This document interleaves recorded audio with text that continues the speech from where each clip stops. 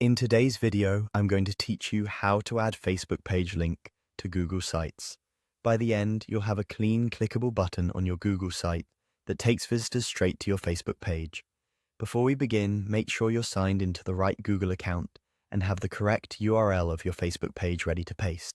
Using the full page address starting with HTTPS helps avoid broken links. First, head over to Google Sites and sign in. Once you're in, you'll land on the site's home dashboard, where you can see thumbnails of the sites you've created or have access to. Open the site where you want the Facebook link to appear.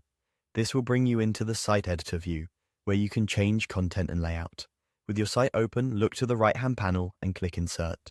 This opens a toolbox of elements you can add to your page. From here, choose Button. A button is a great choice for a social link because it's highly visible, consistent across devices, and easy for visitors to spot.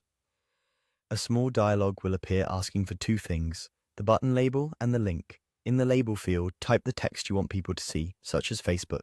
Keep it short and clear so it looks tidy across desktop and mobile. Consistency helps if you also link other social profiles later. Using similar labels will make your site feel more polished. Next, paste your Facebook page URL into the link field.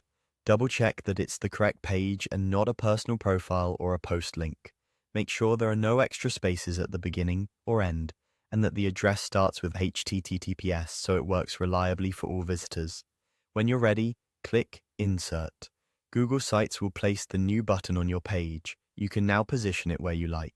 Simply drag the button to the ideal spot and use the blue alignment guides to center it or align it with other elements.